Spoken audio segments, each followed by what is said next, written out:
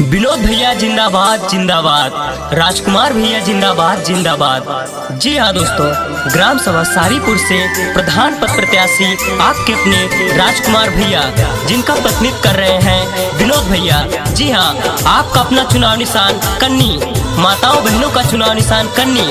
कन्नी वाले खाने पर मुहर लगाकर भैया को भारी से भारी मतों से विजयी बनाए। जी हाँ माताओं बहनों, भूल न जाना, कन्नी वाले खाने पर ही मुहर लगाना। आपका अपना चुनाव निशान कन्नी, माताओं बहनों का चुनाव निशान कन्नी। कन्नी कन्नी कन्नी कन्नी। राजकुमार कर्मा देवी के जिताई दिया, विजयी बनाई दिया। कन्नी वाले निशान पे जाके मोहर लगाई दिया, विजयी बनाई दिया ना। हमरा विनोद पाड़े भैया के जिताई दिया, विजयी बनाई दिया ना। खाता हूँ कसम कि घर घर खुशी का दीपक जलाऊंगा। अगर सहयोग ग्राम सभा सारीपुर की जनता का मिला तो इतिहास बदल कर दिखाऊंगा।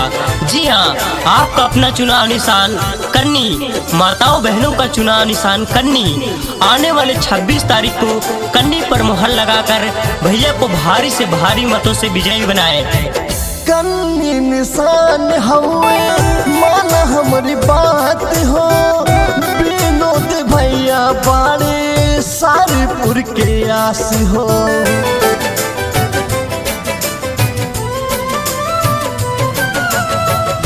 कन्नी निशान हुए माना हमारी बात हो, विनोद भैया बाड़े सारीपुर के आस हो।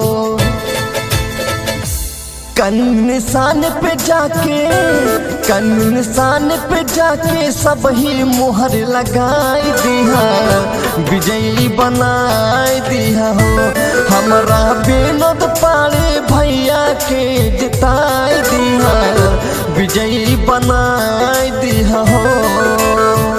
जन जन ने ठाना है कि राजकुमार भैया और विनोद भैया को भारी बहुमत से विजयी बनाना है। जी हाँ, ग्राम सभा सारीपुर से प्रधान पद प्रत्याशी आपके अपने राजकुमार भैया और जिनका प्रतिनिधित्व कर रहे हैं विनोद भैया। जी हाँ, जिनका चुनाव निशान है कन्नी कन्नी कन्नी कन्नी। कन्नी वाले खाने पर मुहर लगाकर भैया को भारी बहुमत से विजयी बनाए। चाचा चाची भैया भौजी माना हमारी बात हो, विनोद भैया की अब की बनवा प्रधान हो।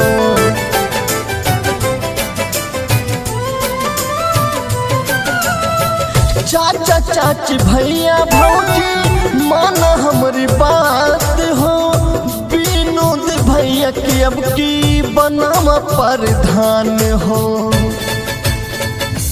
कन्नी वाले निशान पे, कन्नी वाले निशान पे जाकर मुहर लगाई दिया, विजयी बनाई दिया हो। हमारा विनोद पाड़े भैया के जिताई दिया, विजयी बनाई दिया हो। खाता हूँ कसम कि घर घर खुशी का दीपक जलाऊंगा। अगर सहयोग ग्राम सभा सारीपुर की जनता का मिला तो इतिहास बदल कर दिखाऊंगा। जी हाँ, आपका अपना चुनाव निशान कन्नी, माताओं बहनों का चुनाव निशान कन्नी। आने वाले 26 तारीख को कन्नी पर मुहर लगाकर भैया को भारी से भारी मतों से विजयी बनाए। कन्नी निशान पे जाके मुहर लगाई है, चाचा भैया भौजी विनोद भैया के जितई है।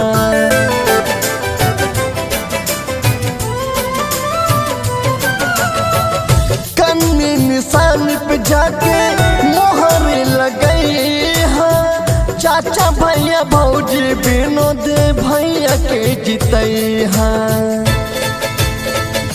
अभिषेक भैया हो, अभिषेक भैया काकी काका के बताई दिया, अब की जिताई दिया हो। हमरा विनोद पाड़े भैया के जिताई दिया, विजयी बनाई दिया हो।